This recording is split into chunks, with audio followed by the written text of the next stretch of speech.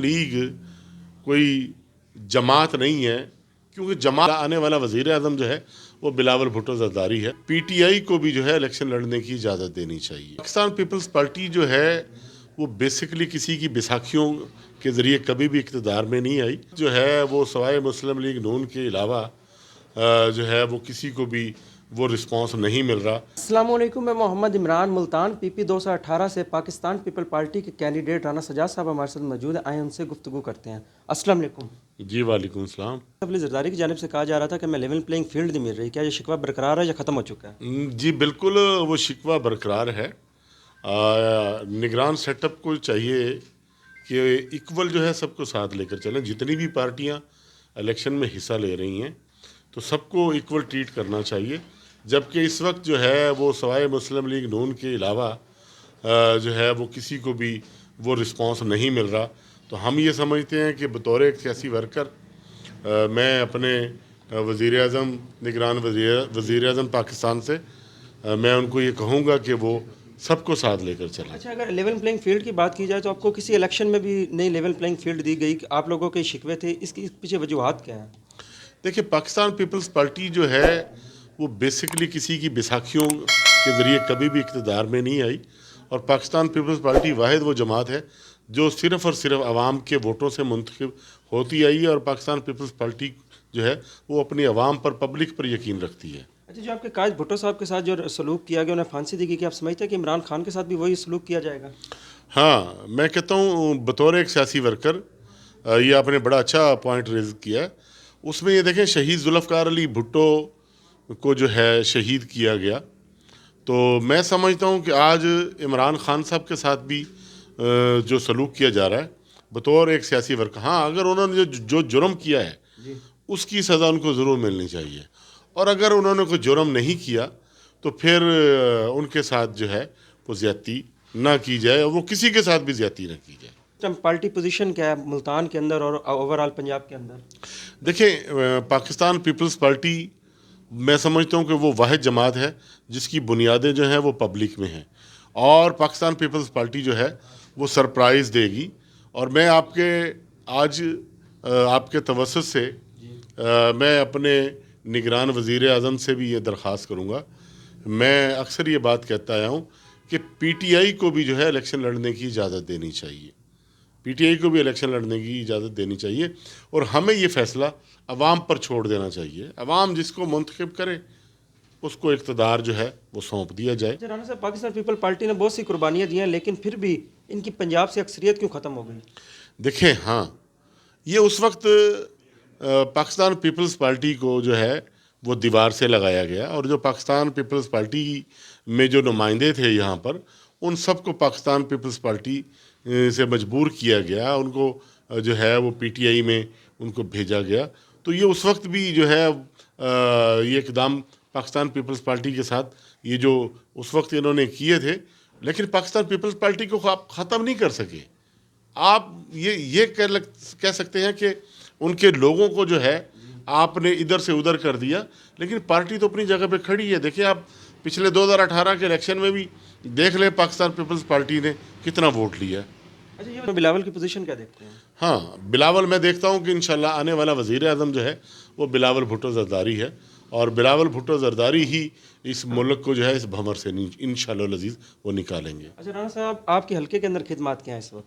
देखिए, मैंने एक सियासी वर्कर हूँ, और मैंने दिन रात मेहनत की है अपना हलके के लिए, और अभी भी मैं दिन रात कोशा हूँ, और मैं उम्मीद करता हूँ मैं और पीपी 218 की गयूर आवाम से मैं ये कहूँगा कि 8 फरवरी को अपने वोट का इंतखाब, जब आप अपना वोट कास्ट करने जाएं तो वो सोच समझ कर कास्ट कीजिएगा। वो देख लीजिएगा कि क्या आप जिसको वोट कास्ट करने जा रहे हैं वो आपके वोट का तकद्दुस तो पामाल नहीं करेगा, वो आपके वोट का तकद्दुस पामाल नहीं करेगा, आपके वोट को तो कहीं उसका सौदा तो नहीं करेगा। तो ये सोच समझ कर वोट कास्ट कीजिएगा। और मेरे मद्दे मुकाबिल जो उम्मीदवार हैं वो पहले इस हलके से इलेक्शन लड़ चुके हैं। मैं चूँकि इस हलके से न्यू कमर हूँ, पहली दफ़ा इलेक्शन लड़ने जा रहा हूँ, तो मुझे उम्मीद है कि इंशाअल्लाह अज़ीज़ हलका पीपी 218 की आवाम, नौजवान मेरी वो बहनें, मेरी माएँ, मेरे बुज़ुर्ग जो हैं वो मुझे ज़रूर मौका देंगे। राणा साहब ने मुस्लिम लीग को क्यों अलविदा कहा? मैंने मुस्लिम लीग को अलविदा नहीं कहा। मैं समझता हूँ कि मुस्लिम लीग कोई जमात नहीं है, क्योंकि जमात वो होती है जो अपने वर्कर का ख्याल रखती है, जो अपने वर्कर की कदर करती है। और अब भी आप देख लें मुस्लिम लीग में, मैं समझता हूँ कि वो भांसमती का कुनबा इकट्ठा हुआ है, कहीं की ईंट कहीं का रोड़ा। यही आप मुल्तान को ले लें, मुल्तान में इस वक्त मुस्लिम लीग नून अपनी टिकटें फाइनल नहीं कर सकी। क्यों? कि उन्होंने जो है जिन लोगों को पार्टी में शामिल किया, और जिन लोगों ने पार्टी के लिए कुर्बानियाँ दी, इनकी खिदमत थी, उन लोगों को नून लीग टिकट नहीं दे रही। और नए लोगों को जो है, जो दूसरी पार्टियां छोड़ कर आए हैं, उन लोगों को जब आप मुसल्लत करेंगे तो मैं नहीं समझता जो है, वैसे ये उनका अपना ज़ाती फैसला है, उनका अंदरूनी मामला है, लेकिन बतौर एक वर्कर के मेरे साथ भी यूँ हुआ था 2018 में, मेरे साथ भी यूँ हुआ था। तो मुझे मुस्लिम लीग नून ने टिकट नहीं दिया। जब मुझे उन्होंने टिकट नहीं दिया तो फिर मैंने इलेक्शन के बाद जो है वो पाकिस्तान पीपल्स पार्टी में मैंने शमूलियत इख्तियार की, और इसलिए मैं पाकिस्तान पीपल्स पार्टी में गया तो वहाँ मुझे रिस्पेक्ट भी दी गई, और वहाँ पर कारकुन को जो है वो उसको सुना भी जाता है और उसको एहतराम भी उसको दिया जाता है। अच्छा, मुल्तान के हवाले में आपने हल्के के बारे में क्या सोचा? अगर आवाम आपको मुंतखब करती है तो आवाम को क्या प्रोजेक्ट्स देंगे? अगर अल्लाह ने मुझे मौका दिया और पीपी 218 की आवाम ने मुझे मैंडेट दिया, तो जहां आप बैठे हैं इस हलके में, एक तो मैं चाहता हूं कि सिविल अस्पताल तर्ज के यहाँ पर कम से कम एक हॉस्पिटल होना चाहिए, यहाँ पर डिग्री कॉलेज बनने चाहिए, और इस जगह पर मैं समझता हूँ इस तरफ कोई BZU का जो है ना वो यहाँ पर कैंपस वो बनना चाहिए, ताकि हमारे यहाँ की बच्चे बच्चियाँ वो बहुत ट्रैवल करते हैं, और उससे ये फ़ायदा होगा कि हमारे जो ये करीब की जो आबादी है, जैसे बस्ती मलूक और दूर दूर से जो लोग आते हैं, वो भी बच्चे बच्चियाँ उससे फैज़ याब हो सकें। सदारती निज़ाम के बारे में क्या कहना चाहेंगे? नहीं, सदारती निज़ाम की मैं मज़म्मत करूँगा, क्योंकि मैं एक सियासी वर्कर हूँ। मैं बिल्कुल भी उसकी हमायत नहीं करूँगा। मैं चाहूँगा कि अवाम का मैंडेट जो है वो अवाम को दिया जाए। अच्छा, पाकिस्तान के अंदर मईशत रीढ़ की हड्डी साबित होती है, और अगर पीपल पार्टी के चेयरमैन असद ज़रदारी कहते हैं कि किसानों को हमने खुशहाल किया, लेकिन किसान इस मुल्क को चला रहे हैं, फिर उनके साथ नारवा सलूक और फसलों के रेट क्यों नहीं दिए जाते?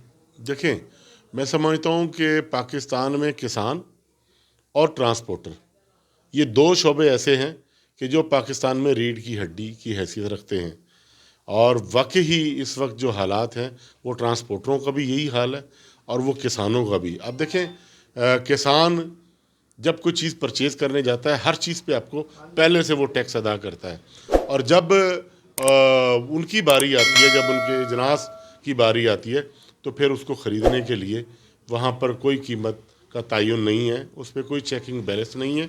और सेम ऐसे ही ट्रांसपोर्टर के बारे में, ट्रांसपोर्टर जब निकलता है और वो एक गाड़ी जो है उनकी अपना वो जब रोड पे निकलती है, वो गाड़ी हर जगह पर जो है आपको टैक्स पे करके जाती है, लेकिन उसकी कहीं कोई बात नहीं सुनी जाती, उसको कहीं रिस्पॉन्स नहीं दिया जाता। तो मैं कहूँगा अपने जो है वज़ीर आज़म से और अपने इन ब्यूरोक्रेट से कि वो कम अज़ कम इस मुल्क के लिए, इस मुल्क की आवाम के लिए अपने इन इदारों को मजबूत करें, इनको मजबूत करें। देखिए, किसान खुशहाल होगा तो पाकिस्तान खुशहाल होगा, तो इस पर तवज्जो देनी चाहिए। जहाँ जहाँ पर भी ऐसी जो है वो ये ज़्यादतियाँ हो रही हैं किसानों के साथ, तो उसका सद्देबाब होना